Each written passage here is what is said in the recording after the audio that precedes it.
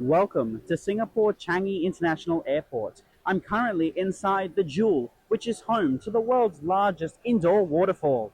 Today, I will be flying with Garuda Indonesia in their economy class product bound for Jakarta. However, in part 2, I will be flying to Melbourne. Let's see how they do.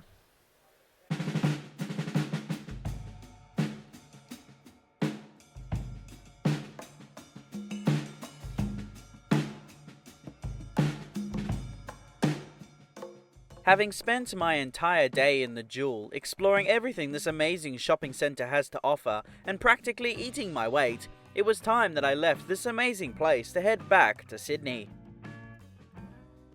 The Jewel is situated between Terminals 1, 2 and 3.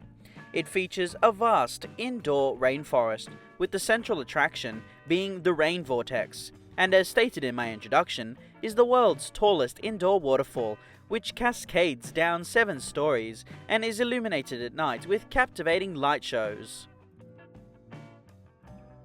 Additionally, there are shops, dining options and attractions like mazes and skynets, making it an enchanting place for both travellers and locals to explore. With over 8 hours of connection time today, I felt that spending time at the Jewel would offer a better experience, rather than the hassle of having to get to the city, and besides, everything was already here.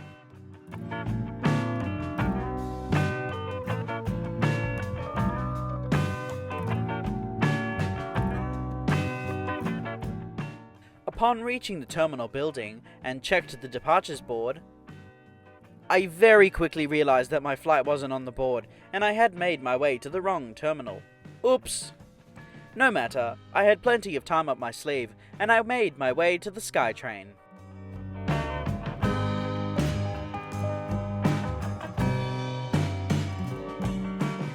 Singapore Changi Airport has a built-in SkyTrain which operates from Terminals 1, 2 and 3, both land and airside. They snake through the Jewel, giving everyone an even closer and more spectacular view of the waterfall. Let's really quickly talk about the airline we are about to fly on. Garuda Indonesia is the national airline of Indonesia, headquartered in Jakarta, operating as a full-service carrier with both domestic and international flights. Established in 1949, it is named after the mythical bird Garuda in Hindu and Buddhist traditions. The airline is also a proud member of the SkyTeam Alliance. Upon arriving at the correct terminal, I quickly proceeded to check in. Garuda Indonesia uses row 5 for their check-in counters. There are several economy, premium and business class counters, as well as a service desk. Check-in this afternoon took no time at all, as I was basically the only one checking in, which was very surprising considering today's scheduled departure time of 7:30 being just a short 90 minutes away.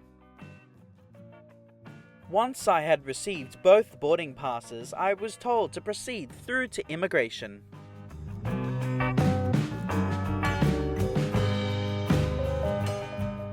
Singapore Airport is one of the most unique airports in the world, as there is no large security checkpoint, rather small ones scattered at each gate.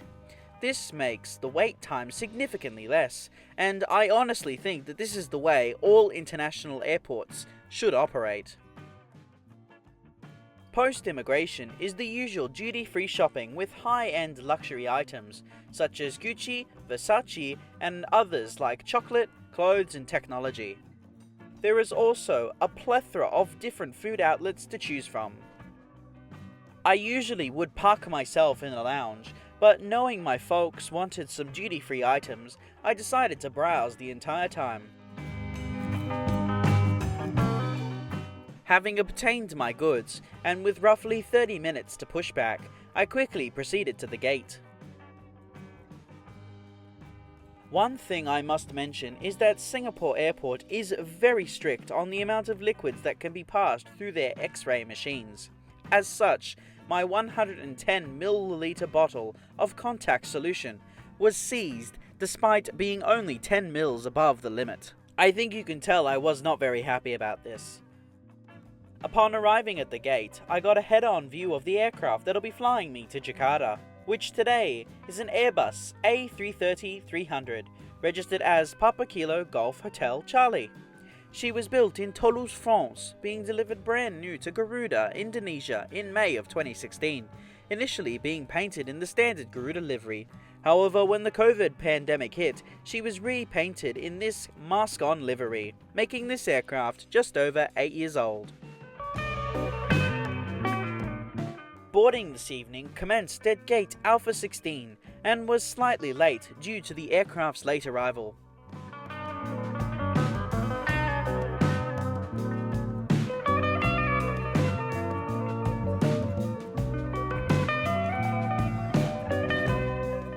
Garuda Indonesia's A330-300s have 3 different configurations depending on the route, flight duration and demand.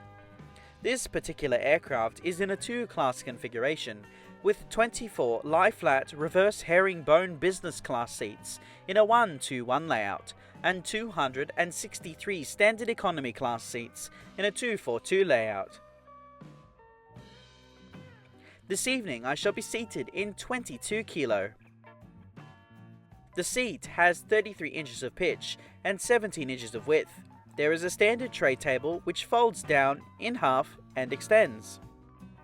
In the seat pocket you'll find a safety card, magazine, in-flight shopping pamphlet and headphones.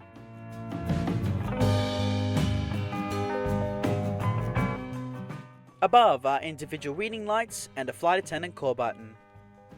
In front, you'll find a foldable footrest, which is fairly sturdy. Above the tray table is a remote for the entertainment screen, as well as a USB port and headphone jack. Waiting at every seat was a very poor quality pillow, but was very typical of what you'd expect in an Asian economy class product.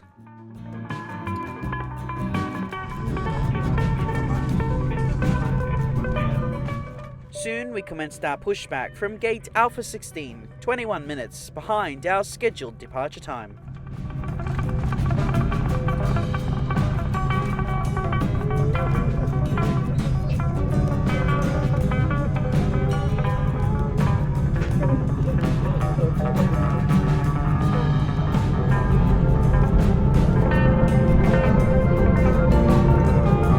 Welcome on board Garuda Indonesia.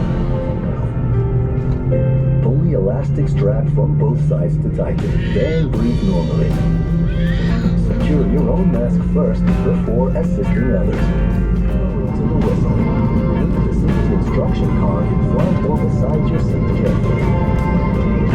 Thank you for your attention. We wish you an enjoyable flight with Garuda Indonesia. We taxied to runway 20 center via Victor, Oscar and Tango 1.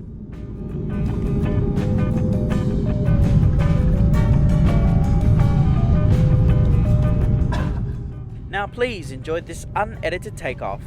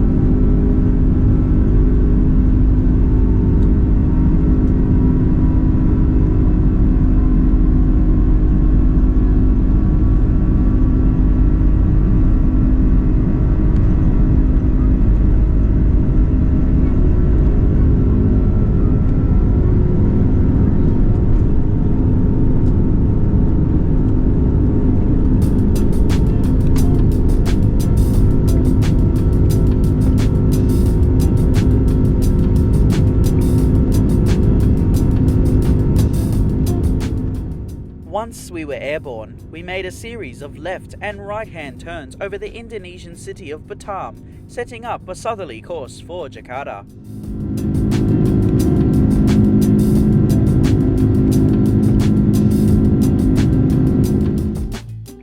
Flight time today is 1 hour and 25 minutes, covering a distance of 618 miles or 994 kilometers, cruising at 37,000 feet. Once in the air and the gear was retracted, we flew directly over the Singapore Strait, which as usual was littered with cargo ships.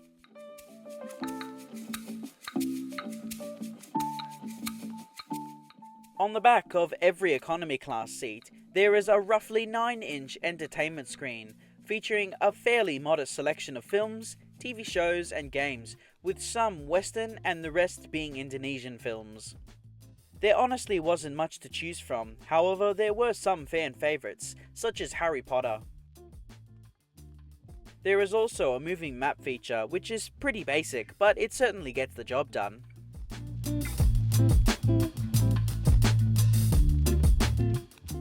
Due to turbulence, the main meal was slightly delayed. However, once the seatbelt sign was extinguished, the in-flight service commenced. Tonight, we had two options, chicken or fish. I chose the chicken, which was served with rice and a small egg-based salad. For side dishes, we were served a carrot and lettuce salad, a bread roll, and a selection of drinks, in my case a lemonade. We were also served a red velvet cake, which was absolutely delicious. On board the aircraft are 7 bathrooms, 3 for business and 4 for economy. Inside is everything typical of this aircraft type, however what I was not expecting was mouthwash, cologne and creams. I think I may have accidentally gone into the business class bathroom. Soon we commenced our descent into Jakarta. Due to the turbulence during the flight, I wasn't able to get much footage, as everything happened really quickly after dinner was served. It felt like no time had passed before I had finished dinner and we were on the ground. Also, unfortunately, due to the time of day, there was basically nothing to be seen, except for the vast and expansive city lights of Jakarta, which almost seemed unending. It truly was magical seeing all the white lights.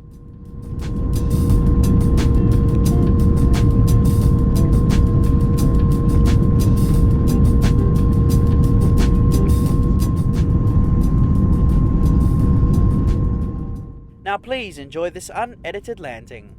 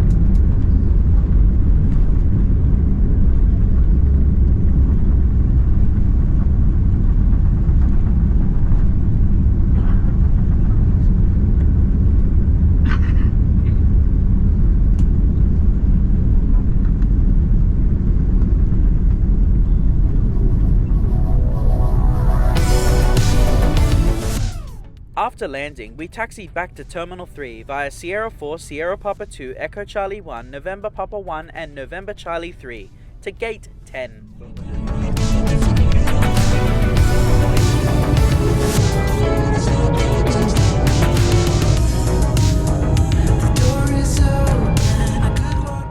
We pulled into Gate 10 18 minutes behind our scheduled arrival time. Stepping off the aircraft and thanking the great crew for the flight, I stepped into the terminal building preparing to clear security again and continue on to my next flight. Flying on Garuda Indonesia tonight was quite pleasant. I did try to change my ticket in Singapore to catch an earlier flight, specifically on board the 777 flight at 5 PM. However, the ground staff would not permit me as my ticket was not a flexible one. As this is not the end of this trip, this video continues in part 2. Thank you so much for watching this video. I hope you enjoyed it. Please like, comment and subscribe. Make sure to check out the other videos I have on my YouTube channel, and also I now have a Discord server. Feel free to join, the link is at the top of the description. And don't forget to ring that notification bell if you enjoy my content, and if you'd like to see more, I post my videos every Friday at 8 PM Sydney time. And I hope to see you again in the next one. See you later!